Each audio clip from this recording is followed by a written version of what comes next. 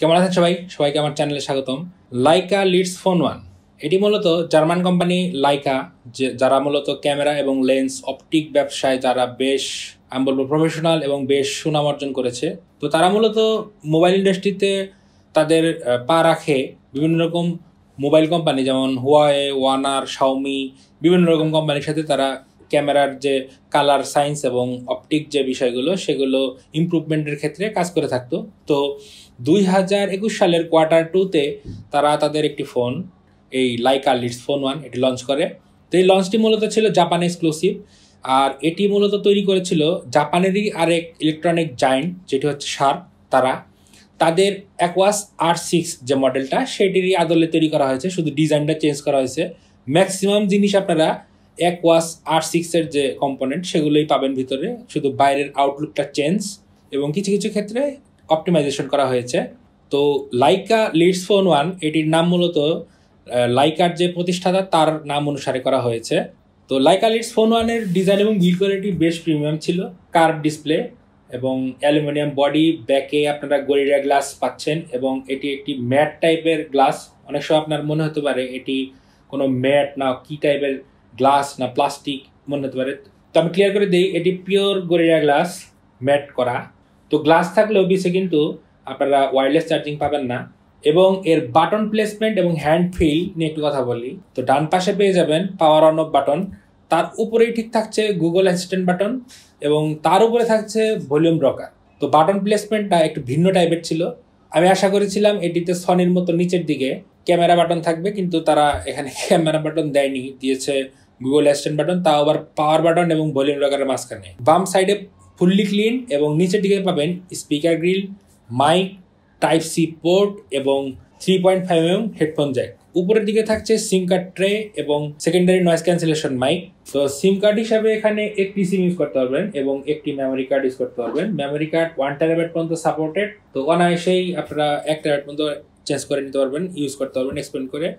যদিও এই ভেরিয়েন্টটি 12/256GB, তো আমি মনে করি না মেমোরি কার্ডের দরকার আছে, কিন্তু এ নিয়ে একটু পরে আসছি বিস্তারিত পারফরমেন্স সেকশনে। তো হ্যান্ড ফিল এবং ডিজাইন ছিল বেশ ভালো, প্রিমিয়াম, এবং ডিজাইনটা একটু অন্যরকম করা হয়েছে এবং 3D কার গ্লাসের কারণে আপনাদের বেশ প্রিমিয়াম লাগবে হাতে নিয়ে এবং ইউজ করতে গিয়েও বেশ ভালো লাগবে। আর বডিটা হচ্ছে অ্যালুমিনিয়ামের তৈরি, আর এর ওয়েট হচ্ছে মূলত 206 গ্রাম এবং থিকনেস হচ্ছে 9.6mm। কতটা মোটা না, হাতে নিয়ে বেশ প্রিমিয়াম লাগবে এবং বেশ ওয়েট ডিস্ট্রিবিউশন ভালো হওয়ার কারণে ইউজ করে বেশ মজা পাবেন। তো ডিসপ্লে সেকশনে ইউজ করা হয়েছে 6.6 ইঞ্চির একটি আইওএস ডিসপ্লে। এটি একটি ওলেড ডিসপ্লে, এটির পিক ব্রাইটনেস হচ্ছে 2000 নিটস। যদিও বিশ্বাস করা একটু কষ্ট, কিন্তু এটাই দেওয়া আছে সাইডে। এবং ডিসপ্লে ভিজিবিলিটি ভালো ছিল, আউটডোরে কোনো সমস্যা হয়নি এবং ডিসপ্লে কোয়ালিটি বেশ প্রিমিয়াম লেগেছে। কন্টেন্ট ওয়াচিং এ বেশ ভালো মজা পাবেন। এটিতে 10 বিট কালার সাপোর্ট আছে এবং রিফ্রেশ রেট 240 হার্টজ দেওয়া থাকলেও প্র্যাকটিক্যালি কিন্তু আমি 120 হার্টজ পেয়েছি। তো ডিসপ্লেতে আপনারা HDR 4K কন্টেন্ট ইউটিউবে সরাসরি স্ট্রিম করতে পারবেন। ওয়াইড ওয়ান L1 এর সাপোর্ট আছে। নেটফ্লিক্স এবং OTV প্ল্যাটফর্মগুলোতে আপনারা সহজেই HD-তে স্ট্রিম করতে পারবেন, কোনো সমস্যাই নেই। আর এটিতে স্পিকার হিসেবে ডুয়েল স্পিকার ইউজ করা হয়েছে, ডলবি অ্যাটমস এর সাপোর্ট আছে এবং সাউন্ড কোয়ালিটি বেশ প্রিমিয়াম ছিল। শুনে নিন।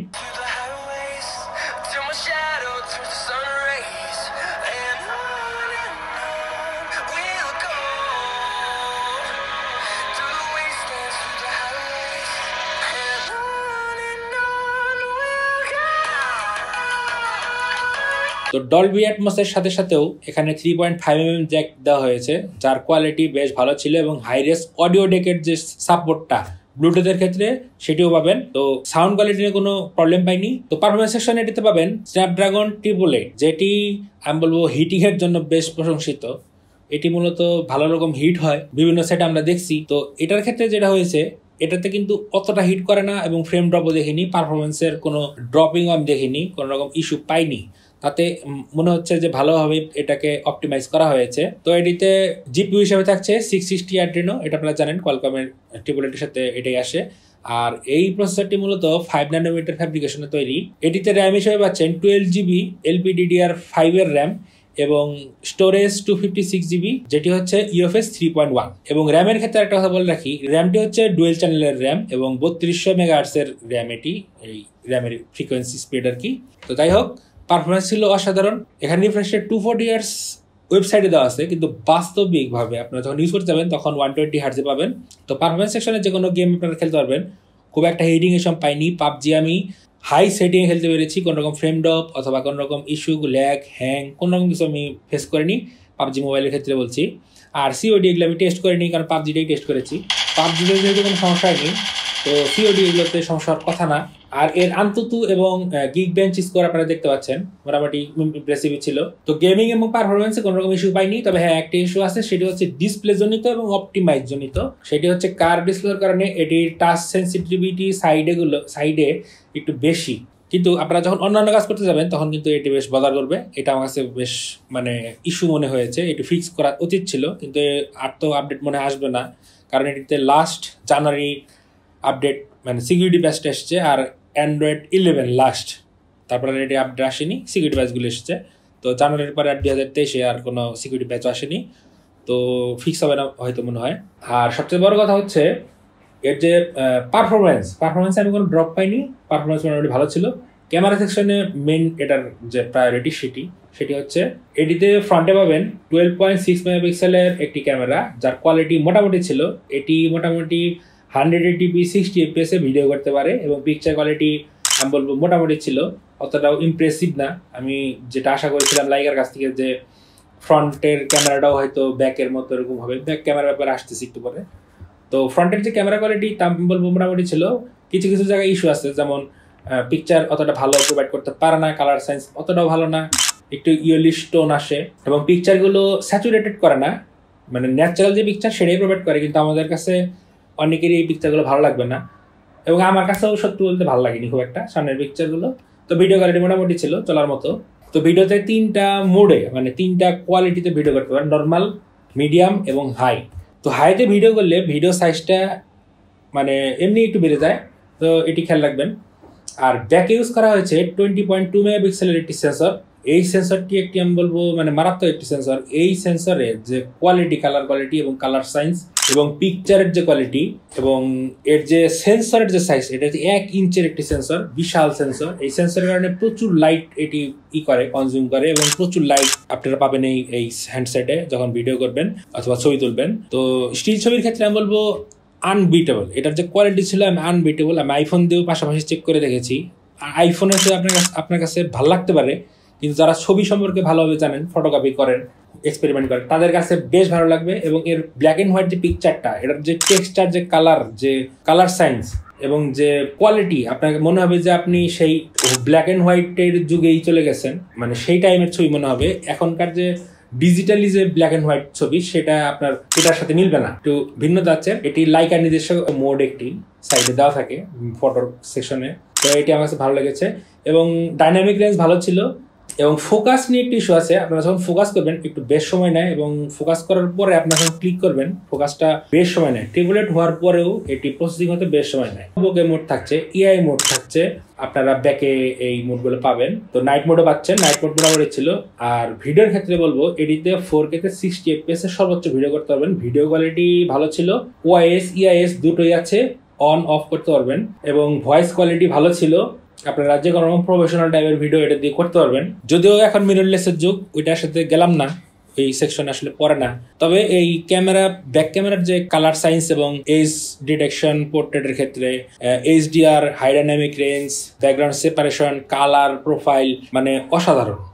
যারা ক্যামেরা নিয়ে কাজ করেন অথবা যারা ক্যামেরা সম্পর্কে ধারণা রাখেন, তাদের চোখ জুড়িয়ে যাবে। এবং র মোড থাকার কারণে আপনারা ইচ্ছা মতো কালার দিয়ে ছবিগুলো কাস্টমাইজ করতে পারবে। তো সোশ্যাল মিডিয়া রেডি ছবি যদি চান, তাহলে এই ক্যামেরা আপনার জন্য না, এটা হয়তো বুঝতে পারছেন এতদিনে। কারণ এই ক্যামেরা যদি সোশ্যাল মিডিয়া রেডি হতো, তাহলে লাইকা আমার মনে হয় এই ক্যামেরা তৈরি করতো না, অথবা এই ফোনই বানাতো না। তাদের কালার সাইজটা একটু অন্যরকম, এটা যারা ইউজ করেন তারা জানেন। তো সবার কাছে এর যে পিকচার কোয়ালিটি অথবা ভিডিও কোয়ালিটি ভালো লাগবে না, কিন্তু কিছু কিছু লোক আছে এক্সেপশনাল, যারা মূলত ক্যামেরা নিয়ে অনেক রকম এক্সপেরিমেন্ট করেন, তাদের কাছে বেশ ভালো লাগবে। আমার কাছে ভালোই লেগেছে, কিন্তু ফ্রন্ট ক্যামেরায় আমার কাছে খুব একটা ভালো লাগেনি। ব্যাক ক্যামেরাটা আমার কাছে বেশ ভালো লেগেছে, এবং ব্ল্যাক অ্যান্ড হোয়াইট যে কালার যে মোডটা, এটা আমার কাছে অসাধারণ লেগেছে। হ্যাঁ, নাইটে কিছু দুর্বলতা ছিল, নাইট মোডে কিছু দুর্বলতা আসছে, এটা শেয়ার করতেছি, আপনারাও চেক করে দেখবেন অন্যান্য রিভিউ যারা দিচ্ছে। আর এটিতে আমি বলবো এই ছিল মোটামুটি আপনাকে সবই আমি কভার করেছি। ক্যামেরা, ডিসপ্লে, হ্যান্ড ফিল এবং ডিজাইন আপনার এগুলো সবগুলোই ক্লিয়ার করলাম। কনক্লুশনে একটা কথা বলি, এই সেটটা তারাই নেবেন যারা মূলত ক্যামেরা সেন্ট্রিক এবং ক্যামেরা ইনথুজিয়াস, তারাই এই সেটটির মেইন টার্গেট কাস্টমার। এই সেটটি যখন লঞ্চ হয় এর প্রাইস ছিল প্রায় $1700, আর এটি জাপানে এক্সক্লুসিভ হওয়ার কারণে জাপানের বাইরে খুব একটা আসেনি। বর্তমানে পাকিস্তান এবং আমি আশেপাশে কিছু কান্ট্রিতে দেখলাম যে এই সেটগুলো ভালো রকমের সেল হচ্ছে, বেশ প্রাইস। বাংলাদেশে এটি মোটামুটি আপনারা 30 থেকে 32 মধ্যে পেয়ে যাবেন ভালো কন্ডিশনে। তো আমি বলবো 888 দিয়ে এই ক্যামেরা দিয়ে এত দাম দিয়ে তো নেওয়ার আগে চিন্তা ভাবনা করে নেবেন। আমি আপস অ্যান্ড ডাউন সবই বলে দিলাম, এখন সিদ্ধান্ত নেওয়ার ব্যাপার আপনাদের। আর এ পর্যন্ত যদি এসে থাকেন, যদি ভিডিওটি ভালো লাগে অবশ্যই লাইক করবেন এবং সাবস্ক্রাইব করবেন। সাবস্ক্রাইব করলে আমাদের চ্যানেলটা গ্রো করতে হেল্প হয়। ছোটো চ্যানেল, আপনারা জানেন, এক্সক্লুসিভ রিভিউগুলো আমরা দেওয়ার চেষ্টা করি। তো এই ছিল বড় আজকে ভিডিও। সবাই ভালো থাকবেন, দেখা হবে পরবর্তী কোনো ভিডিওতে। সে পর্যন্ত আমার প্রতি সাইনিং আউট।